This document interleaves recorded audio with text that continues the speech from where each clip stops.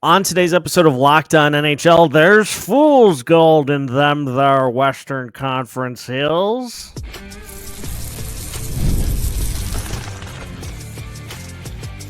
You're Locked On NHL, your daily podcast on the National Hockey League.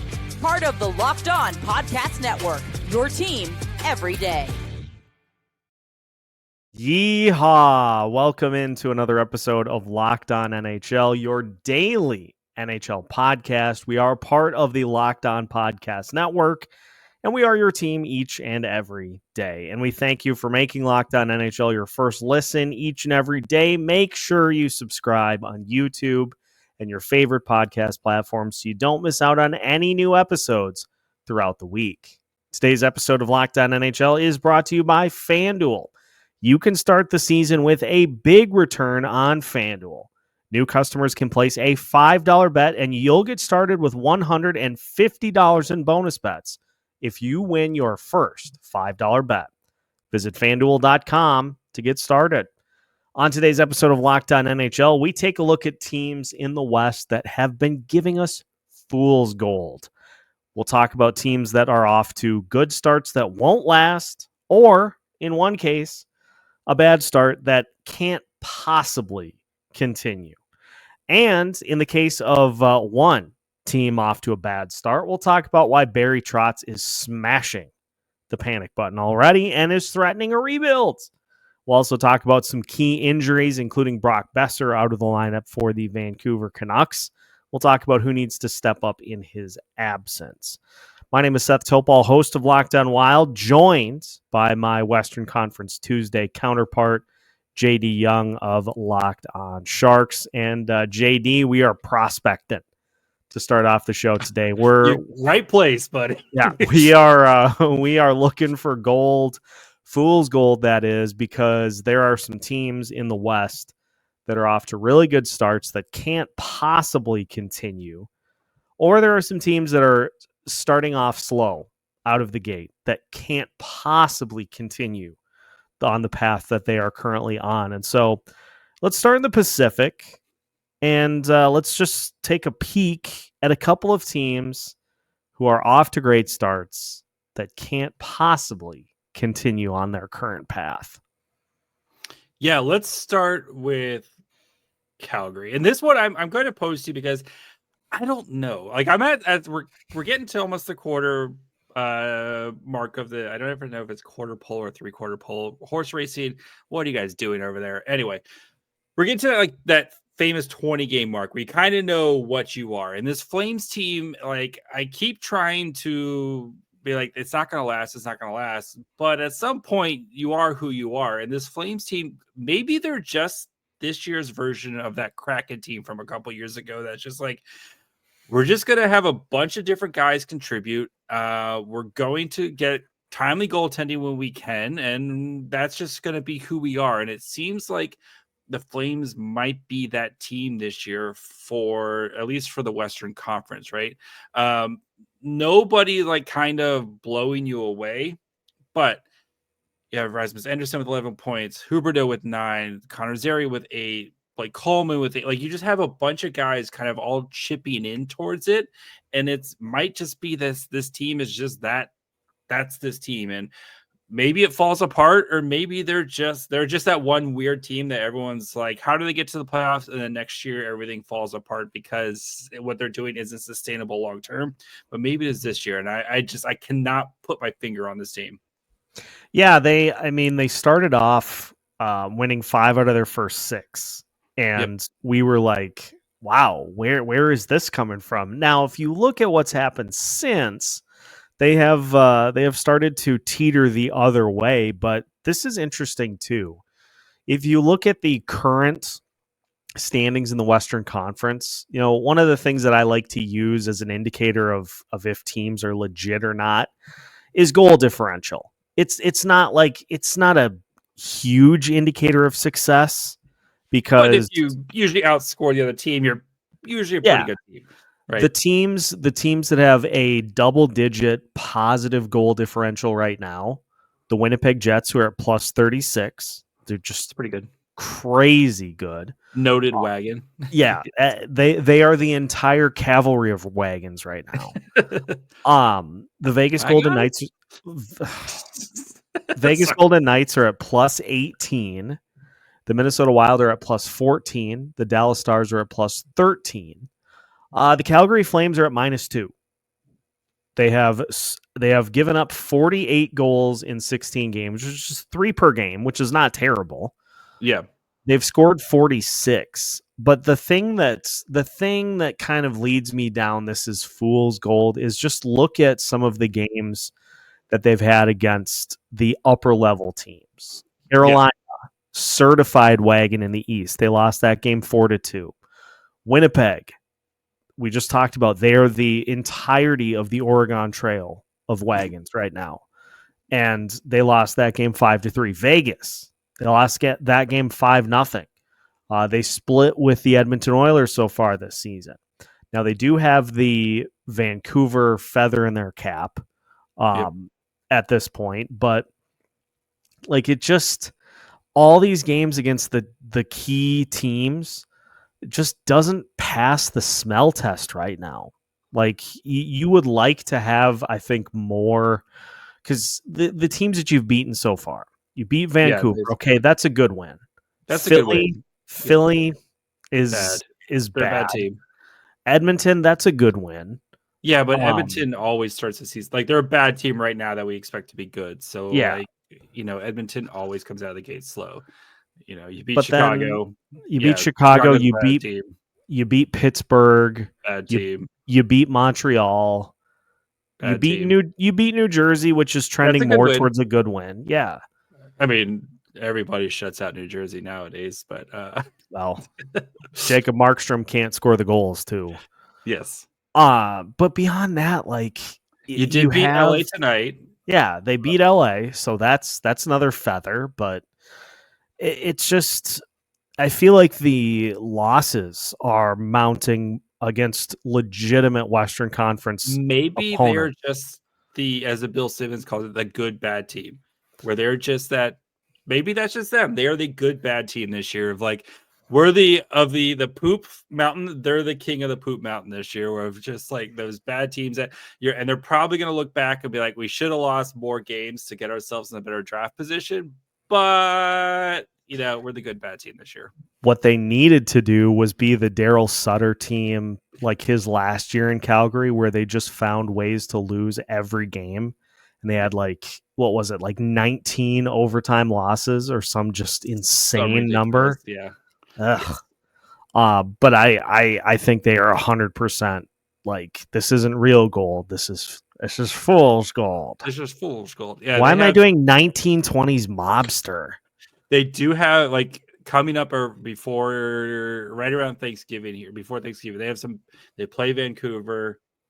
Nashville, who we'll talk about later. They play the Islanders, who have been very scrappy. You play the Rangers, you play Minnesota. Like you play some big teams here, and I think this is might be where we start to detect that the fool's gold isn't.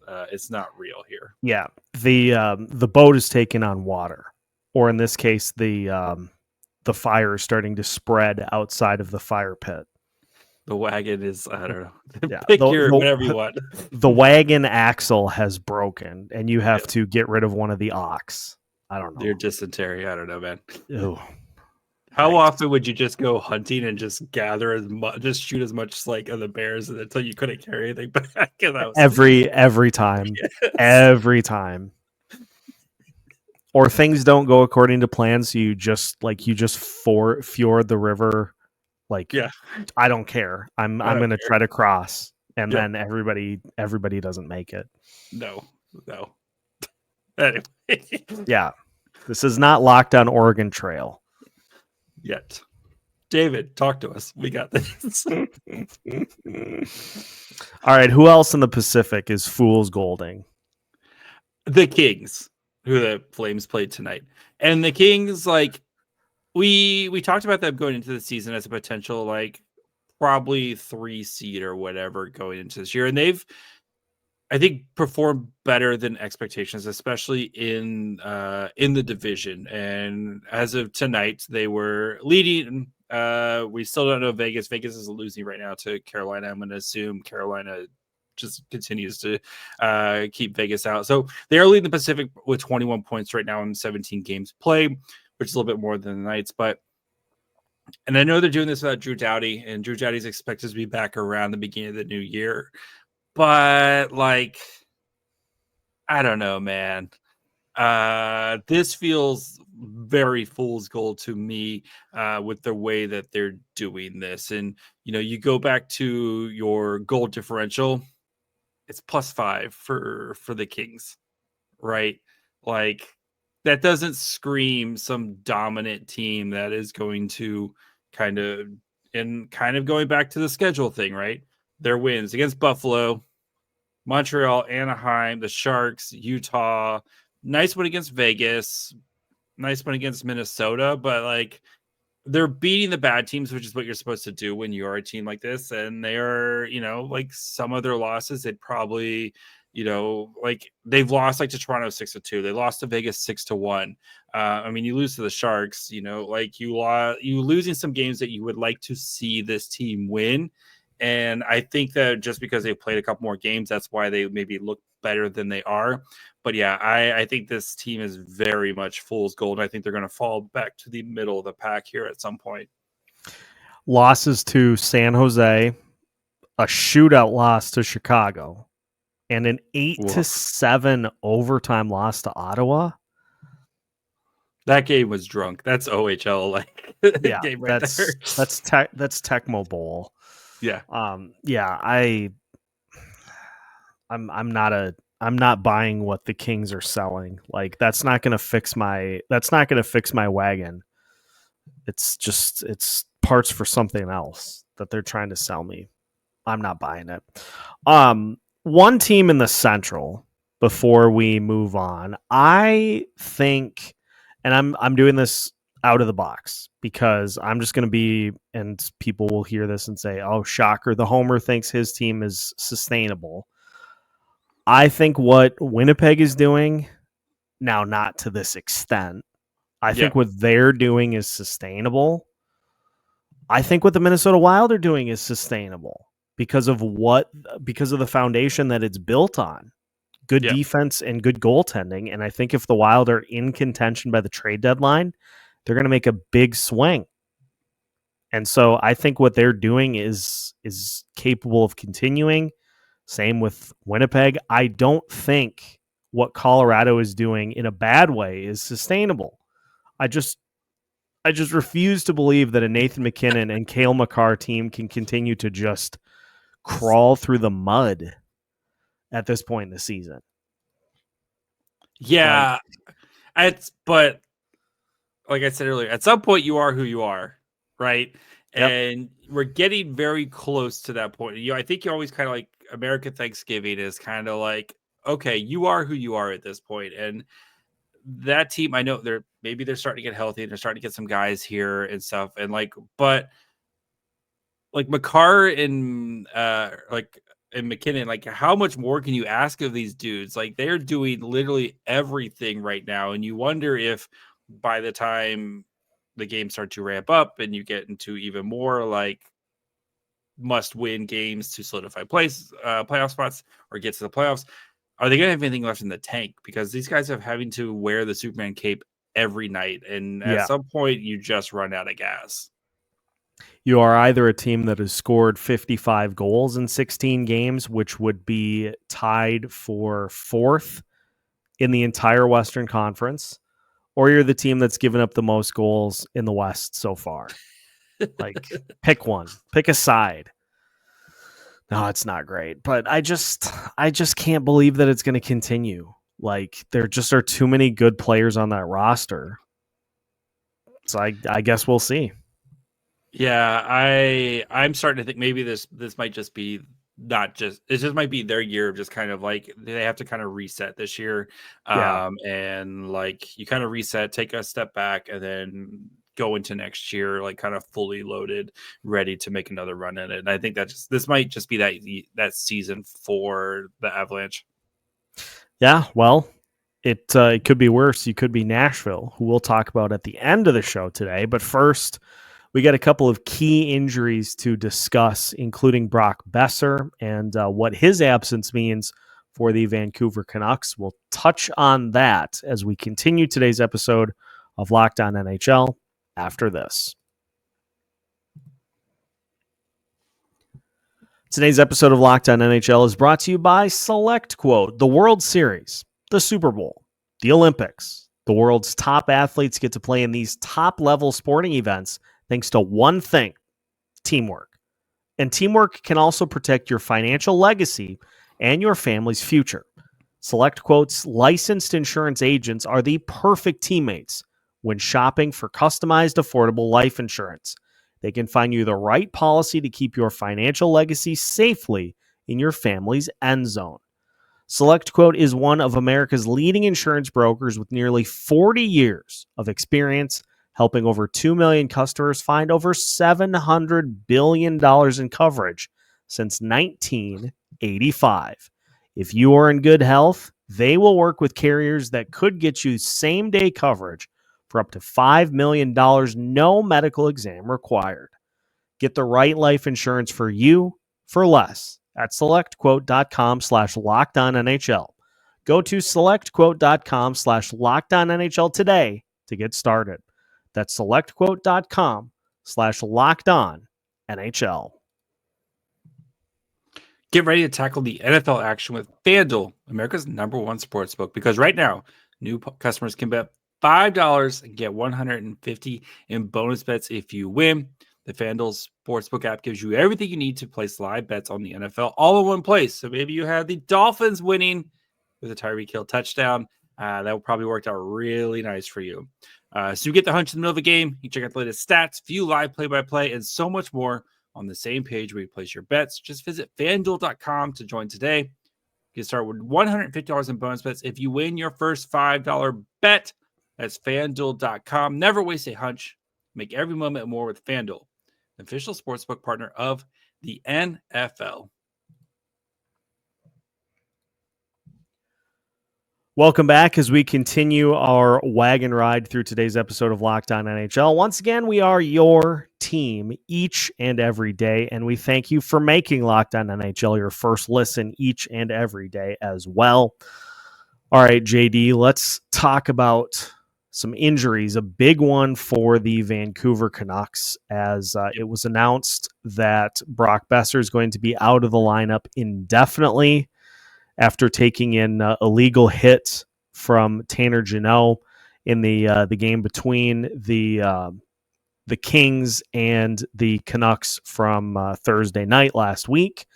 Coach Rick Tocchet saying he wasn't sure how long Boeser would be out.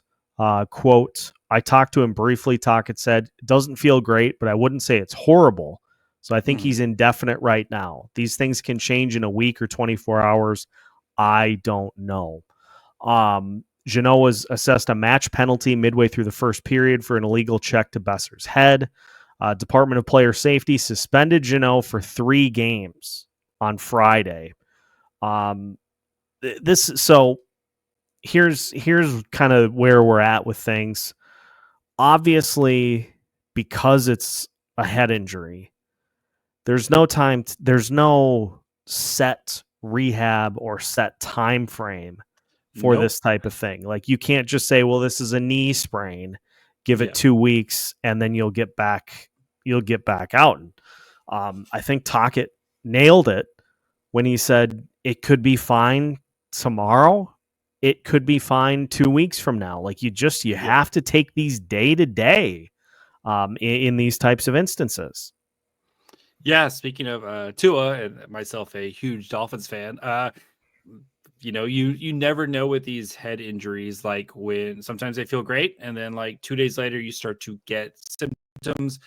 Sometimes you're symptom free. Like, so you hope that for Boeser, like, he's symptom free and like he's able to kind of get back on track. But there's, a lot of steps that they have to kind of go to ramp up, right? Because sometimes it's, once you increase like your physicality or once you start kind of be like increasing your exercise, maybe the symptoms crop up there. So they have to, like, there's a lot of protocols they have to kind of jump through to make sure that Boeser is fully cleared here. So hope the best for him. I feel like the suspension, I would have been fine with 5 games, but the NHL, at least he got suspended. I think that's everyone's, at least he got suspended, right? That's where we're at with the NHL player safety. But yeah, I think the big question, is once, hopefully, assuming Boeser returns at some point, is how do they kind of replace his production right now, and how do Vancouver kind of figure things out for a team that really struggled to kind of figure things out this season? And you're going into this year, they had a lot of injury questions, and now it seems like they just keep piling on here. Yeah, and the Canucks are going to call up Jonathan Lekkerimäki to take the roster spot. Mm-hmm. But I do this love is Lekkerimäki. He was one of my favorite prospects in his draft year. But yeah, anyway, great name, by the way. Mm-hmm. This is one that of those announcer like Lekkerimäki, like that you could that guy that used to do Florida Panthers games where he would insert all the movie quotes into his goal call. Mom, we want the meatloaf. We want it now. Oh, so Chris good. Berman would have a field day with this one. Yeah, anyway. He just have a great time.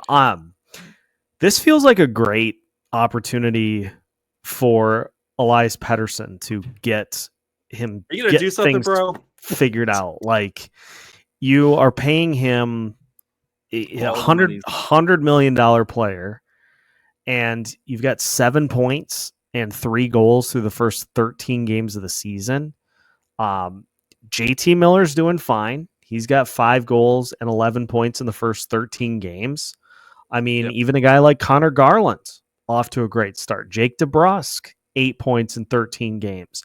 Like, these are all players that you expect to do the scoring, and they have. But Elias Pettersson's getting paid like a top-end player, and he's just not doing it yet. Yeah, it's disappointing because I've been waiting for the Elias Pettersson supernova season, and I feel like it's not going to happen at some point. But you feel like he kept stepping, and he wanted to kind of take that where he's talked about among the big names, the Crosbys or one of those type of players, and he just hasn't. And ever since kind of mid last year, right, whatever it felt like, as soon as that contract was kind of done, it felt like he just hasn't been able to reestablish who he is and what type of player he is, because he's an amazing player, but right now he's not the guy that they need him to be. Yeah, and some of the numbers too, you look at what he's done in November. He does have 2 goals in 4 games. But the one that really stands out to me, you've got 10 shots on goal in the 4 games, and 6 of those came in 1 game against the Ducks.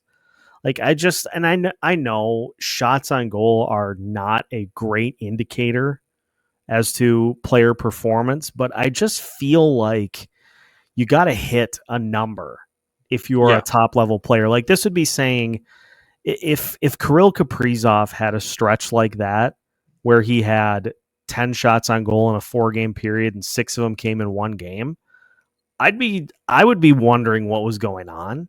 You just, players at the top end of the line, at the top of the food chain from a goal perspective, they should be throwing the puck on net every time they get the chance. And it just, you're going to need to, I think, just see 4 or 5 shots a night from Pettersson to try to make up for what not having Brock Boeser in the lineup is going to be. Yeah, I think he might need to be a little bit more selfish, because again, this is a 100-point player, in Elias Pettersson. He needs to. Sometimes you got to be selfish, and you have to be that guy. And he's you know what?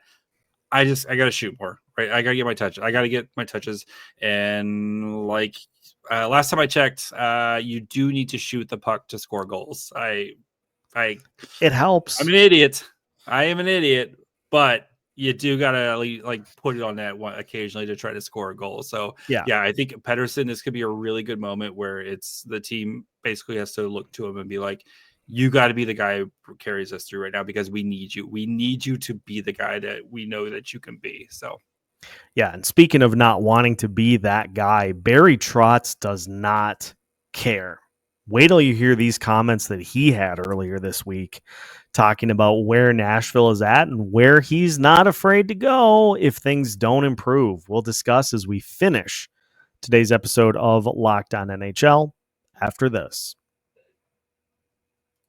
PrizePicks is the best place to get real money sports action with over 10 million members and billions of dollars in rewarded prizes. PrizePicks has made daily fantasy sports accessible to all. Just pick more or less on at least 2 players for a shot to win up to 100 times your cash. So run your game all season long on PrizePicks. PrizePicks is the best place to get action on sports in over 30 states, including California, Florida, Georgia, and Texas. They're also the best place to get real money sports action with over 10 million users. So you can sign up today. If you do sign up, you get a $50 instantly when you play $5. You don't even need to win to receive the $50 bonus. It's guaranteed. With PrizePicks, you can win money as your favorite players collect points. So if you think, I don't know, Elias Pettersson goes off in his next game and scores a goal, just pick more than half a goal with Pettersson, and you will get your PrizePicks entry and turn your predictions into cash. So download the app today. Use code LOCKEDONNHL to get $50 instantly after you play your first $5 lineup. Again, download the app. Use code LOCKEDONNHL to get $50 instantly after you play your first $5 lineup. PrizePicks. Run your game. One final segment of today's episode of Locked On NHL. Once again, we thank you for making Locked On NHL your first listen each and every day. For your second listen, make sure to check out Locked On Fantasy Hockey so you can get the intel on all those players you should be targeting in your fantasy leagues to stay on top and to pick up the trophy. Or in many cases, I've seen fantasy leagues now that do like a ring that you get when you win. That wouldn't be bad. I would just like a miniature Stanley Cup. That'd be what I would do. And you etch the name of the winner in every year, and you just keep it going for hundreds. And then you can actually do the rings and stuff. Yeah. Yeah. Hundreds of years. I'm going to absolutely blow your mind with a stat to start. Did you know, and I should make sure that I have this accurate. It's from one of my group chats with a bunch of other Minnesota Wild podcasts. Mm-hmm. Jonathan Marchessault does not yet have a 5-on-5 point for the Nashville Predators. Woof. Yeah. Maybe that's what Barry Trotz was talking about when he said, if we don't get this turned around, I am hitting the eject button on all of the escape pods, and we are going to go into rebuild mode if this doesn't turn around. It's like, if you kids don't stop arguing in the back seat, we are turning this car around. We're headed back home. Their wagon has not left Nashville. Yes, very much. Okay, like I heard that, and then I started thinking, I was like, they can't. Like, they literally can't rebuild. Like, I think for him, what they meant was, like, this season, it might just be washed. Because there's no way you can, like, rebuild with the guys you just signed, the guys you have on contract. Like, you just signed UC Saros to, 8-year deal. You trade away Askarov. You just signed Steven Stamkos to a 4-year deal. You have Roman. Like, they're not going to, like, rebuild in the, like, Sharks way of it, of just burning this thing down to the ground. And they can't. Like, they have too many players, too long of a contracts. I think what he means is we might just say this year's not our year, sell off some pieces to give us some flexibility going into this next summer, and then try to, and especially in a year where you have 3 first-round picks, then you can go into the offseason with a bunch of cap space, a bunch of picks, and then try to figure things out here this offseason and try it again next year. But I don't see this team like full on blow it up this year. You're pulling up something on my phone that I can't see because I'm going to read. I found the actual quote. Let's let's dive into this. Here's what Barry Trotz actually said. If we fall into a position that things aren't happening or it doesn't come together, then I'm going to start that process. And you'll see some kids. We'll get them the games that they need and develop them. Where it's not, we'll shake it up if we can't get things going soon. I don't know. But like you look at this roster, who are you going to like actually move off? Right? Steven Stamkos to the Minnesota Wild. There you go. Steven Stamkos, who has a full no movement clause, chose Nashville this offseason. I know Nashville's going to have some money freeing up at the end next year, but like full no movement clause, right? Phil Forsberg, full no movement clause. Like these are your key foundational pieces. Like you. Same thing. Roman Josi, full no movement clause. Brady Shea, who you just signed this offseason, like has a no 15. It's like, I don't know, man. I think that's fine. You want to play your young kids and stuff, and you sell off some of your pieces, and they have some guys you could maybe, Gustav Nyquist would probably fetch you something nice at the trade deadline. That'd be the one. That would be the one that I think is most likely to be moved. But like all these other guys are signed for multiple, like Colton Sissons signed for 2 years. Cole Smith, I mean, those are smaller contracts, but like, a lot of these other guys who would actually get you something worth or sign for long term, like they just don't have the flexibility to. And believe me, I am very well studied in the rebuild process. Like this is my playground here. I think for him, they would try to get some of the young players up and ready to go. You might see guys who, hey, you got a bit of an injury, like let's shut it down, kind of the NBA style, like let's shut it down this year. Let's get some of these young kids playing, try to free up as much cap space and flexibility for the offseason, and then try to have a swing again this offseason. I am going to remember this when we get to the start of the season next year and the Nashville Predators roster is completely different. Totally kidding. Because no, you're right. They're going to free up a few spots to get like the top level prospects playing time, but beyond that, like this is I think it's a little too early to say like worst case scenario, because I think we all expected that it was going to take a little while for this to come together. But I don't think this is what Barry Trotz envisioned when he put this roster together, is sitting like legitimately at the bottom of the Western Conference standings. Like if you look at the like wild card standings, tied with the Anaheim Ducks for fewest points in the West and tied with the Blue Jackets, the Canadiens, the Ducks for fewest points in the NHL through 16 games. And so, like you said, when we were talking about the Fool's Gold teams, you're rapidly approaching the quarter pole. And like, I think that was a David Ortiz quote from a Boston season in which they just got off to a horrible start. And he said, at some point, like, you are who you are. This is just who you are. Yeah. So we'll find out. But yeah, if Barry Trotz calls Bill Guerin and says Steven Stamkos is available, do not hang up the phone. Like, you put a tracer on that thing, you get in the helicopter. You get in the helicopter and you go to him before he hangs up the phone. Yeah, to the Wildcopter. I don't know what's going on with the impressions, but I think we've crossed the river on today's episode of Locked On NHL. Yeah. What did I say? Fjord. Ugh. Well, Fjord. Who knows? I've had more than a few yolks that have not lived up to the billing tonight. So I think we'll retire. I think I will. But yeah, that's today's episode. So we appreciate everybody tuning in as you do each and every day of the week.